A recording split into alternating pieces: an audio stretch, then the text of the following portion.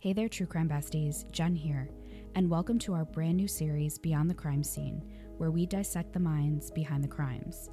Today we're diving into the dark and twisted mind behind one of history's most notorious serial killers, Ted Bundy. Join me as we explore the depths of his psyche and unravel the disturbing details of his crimes.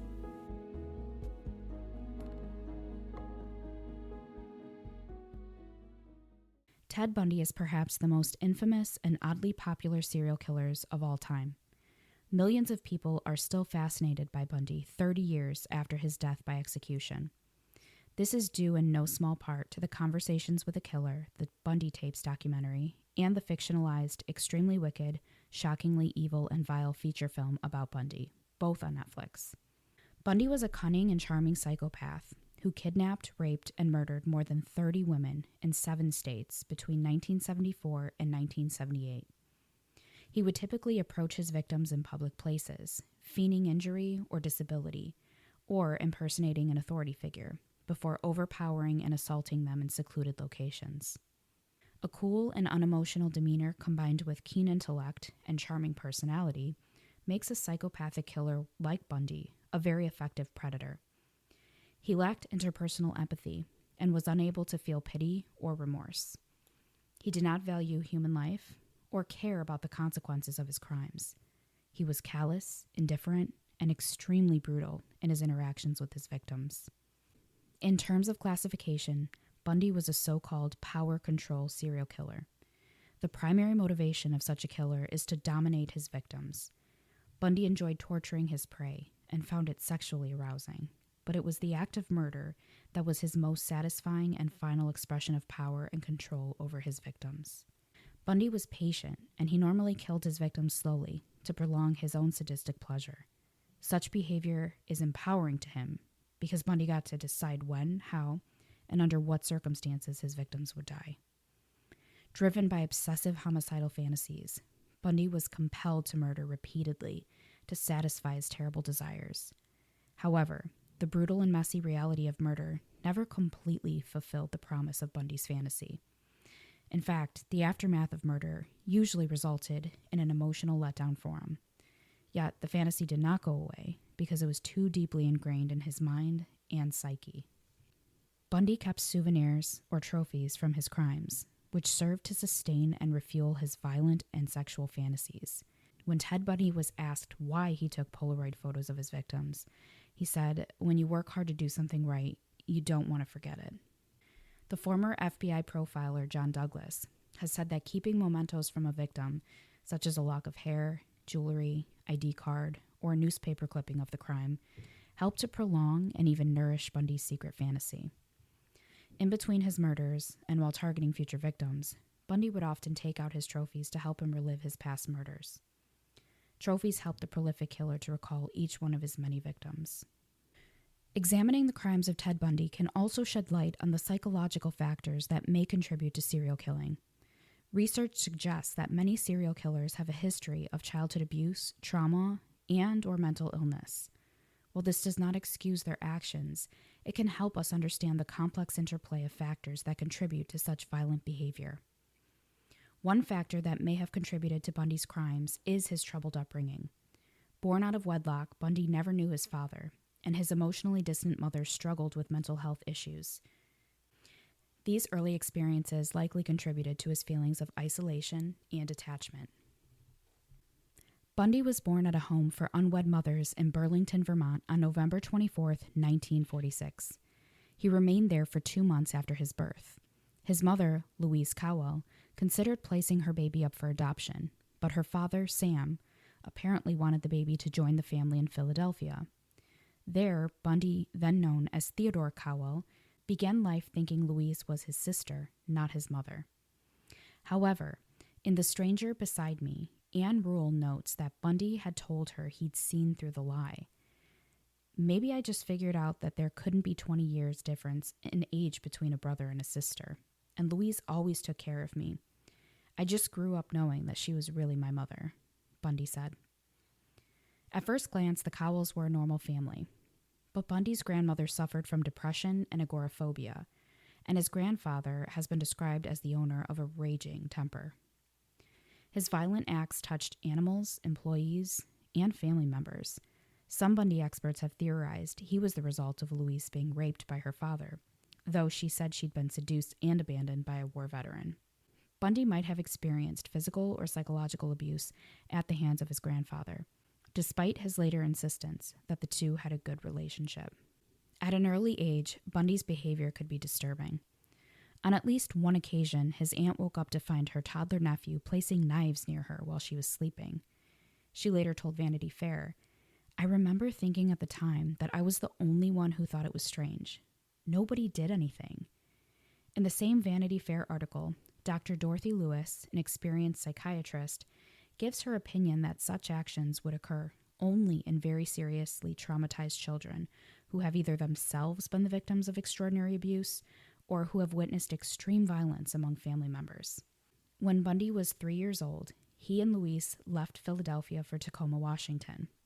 So as not to draw attention to her son's illegitimacy, Louise gave Bundy the last name of Nelson before the move.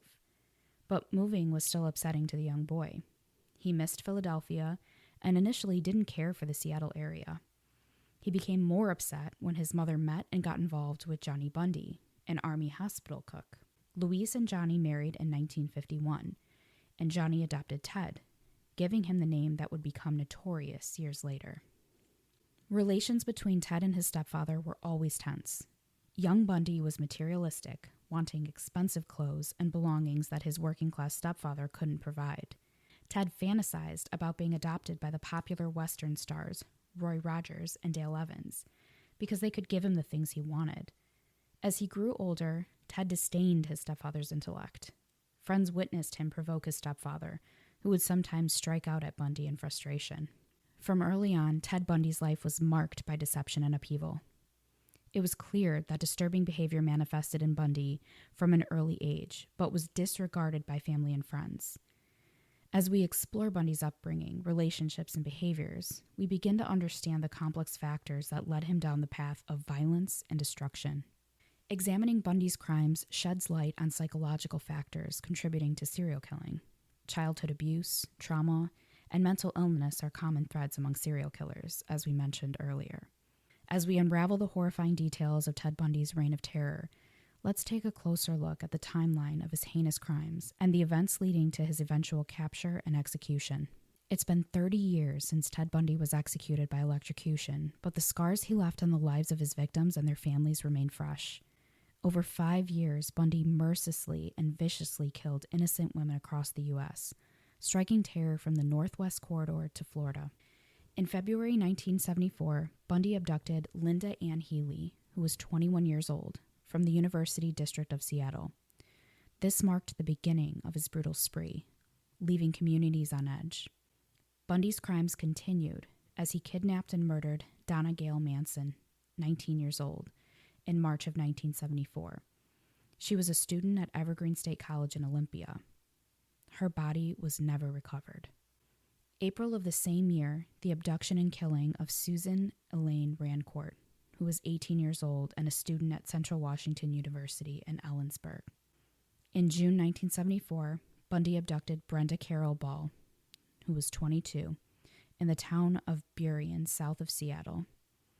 The following month, he kidnapped and killed 18-year-old George Ann Hawkins from the University District of Seattle. Bundy's strategy became evident in July 1974, when at Lake Samish, he abducted Janice Ann Ott, who was 23, and Denise Naslund, who was 19 years old.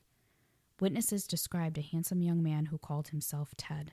The discovery of the remains of Ott, Naslund, and Hawkins in September 1974 marked a grim turning point in the investigation. Bundy's crimes extended to Utah in October 1974, where he abducted, raped, and strangled Melissa Smith, who was 17 years old, from Midvale. Just weeks later, he kidnapped, raped, and murdered Laura Ann Aim, 17, from Lehigh. In November 1974, Bundy attempted to abduct Carol DeRanche, who was 18 years old, as he posed as a police officer. The same day, he claimed to have left 17-year-old Deborah Jean Kent's body in a grave, though it was never found. Bundy's most notorious crimes unfolded in Florida in January 1978 at the Chi Omega sorority house near Florida State University. He killed Margaret Bowman and Lisa Levy. Karen Ann Chandler and Kathy Kleiner suffered severe injuries, but survived.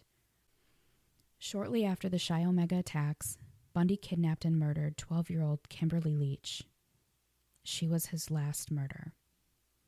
Bundy's criminal spree came to an end on February 15, 1978, when he was arrested in Pensacola, Florida, after a struggle with law enforcement. The following month saw Bundy's trials, convictions, and death sentence for the Chi Omega murders and Kimberly Leach's killing. After numerous legal twists, confessions, and stays of execution, Ted Bundy was finally executed on January 24, 1989, in the electric chair. As we conclude this harrowing episode of Beyond the Crime Scene, we reflect on the dark and twisted journey through Ted Bundy's chilling timeline. Over 30 years have passed since the nation was finally relieved of the terror he wrought upon innocent lives. Bundy's legacy is one of unspeakable horror, with over 30 lives, and possibly many more, violently stolen from their loved ones. The wounds inflicted by this infamous serial killer are deep, and the scars persist to this day. Each one of his victims was a unique soul with dreams, aspirations, and loved ones who mourned their untimely departures. The haunting details of Bundy's crimes serve as a stark reminder of the darkness that can lurk behind a seemingly ordinary facade. But as we close this chapter on Bundy's reign of terror, let us also remember the resilience of the survivors, the strength of the families who endured unimaginable loss, and the dedication of law enforcement that brought this serial killer to justice. Thank you for joining me on this episode of Beyond the Crime Scene.